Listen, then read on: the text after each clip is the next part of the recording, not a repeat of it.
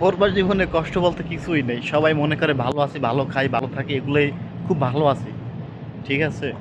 পড়বার জীবনে কি পরিমাণ কষ্ট! সকাল দুপুর ১২টা বাজে বের হইছি।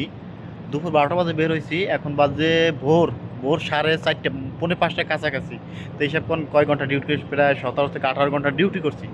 ১৭ থেকে ১৮ ঘন্টা ডিউটি করার পরে যদি একটা মানুষ মানসিক শান্তি বা পারিবারিক শান্তি এগুলো থেকে যদি সে না পায়, তার জীবনে মনে হয় জীবনে আর কষ্ট বলতে কিছুই থাকে না।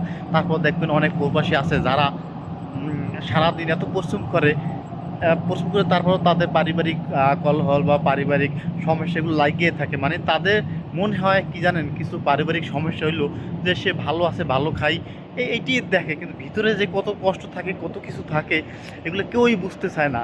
এই যে মনে করেন এখন এই যে ১৭-১৮ ঘন্টা ডিউটি করে এখন বাসায় যাইতে আছি, বাসায় যাওয়ার পরে বাসায় দিয়ে বেরোম আবার সেই ১২টা বাজে। মানে এখন তো হিসাব করেন ৫ থেকে ৬ থেকে ৬.৫ ঘন্টা ঘুমানোর সময় পাম না। কারণ এখন বাসায় যেহেতু ডিউটি শেষ করে বাসায় যামু, বের হইছি, যাইয়া ফ্রেশ হইয়া এরপর ঘুমাইতে যামু। এখন ঘুমানোর পর এই যে ডিউটিগুলো করছি ১৭ থেকে ১৮ ঘন্টা, বোঝেন পরিশ্রম কি কষ্টটা না হয়েছে সারাদিন। যা এই এত পরিশ্রম করার পরে তারপর সকালে ৫-৬ ঘন্টা ঘুমাই, আবার কি আইতে ইচ্ছা করে যে আমি আবার ডিউটিতে যাই। মন চায় না, কার না মন চায় যে আমি একটু বইসা থাকি, ঘুমাই থাকি। তারপরে ভাই বিশ্বাস করেন আমি অনেক প্রবাসী দেখছি বা আমি নিজেও মোটামুটি আছি। তো কেউই না কারো মন জয় করা সম্ভব না। কারণ কি পরিমাণ যে কষ্ট! সারাদিন এই চাকরির প্যারা, পারিবারিক প্যারা, এই বিভিন্ন রকমের সমস্যা মানুষের থাকে। তারপর কারো মন জয় করতে পারি না। এখন দেখুন এই যে এখন বাজে পৌনে ৫টা। বাংলাদেশে পৌনে ৫ সাল, বাংলাদেশ বাজে পৌনে ৭টা। আর ৬, ৭, ৮, সরি পৌনে ৮টা বাজছে, ভুল করে হারাইছি। তো এত কষ্ট করার পরও অনেকে মন জয় করতে পারি না। কিছু করার নাই ভাই, কী করবো? এটাই প্রবাসী জীবন। একটু ভালো থাকার জন্য, একটু সুখে থাকার জন্য, সবাইকে ভালো রাখার জন্যই এই প্রবাসে আছি। প্রবাসে আছি, অনেক সময় মন চায় যে না আর চাকরি করবো না, যাই গিয়ে ভালো লাগে না। ঠিক আছে? তারপরও সব কিছু হিসাব নিকাশ করে যে না আমি বাড়ি গেলে কী করবো, বা এখন যে স্যালারি পাই, যে বেতন পাই, এগুলো হয়তো বা বাড়ি যদি না আয় করতে পারি তখন একটা ক্রাইসিস দেখা দেবে।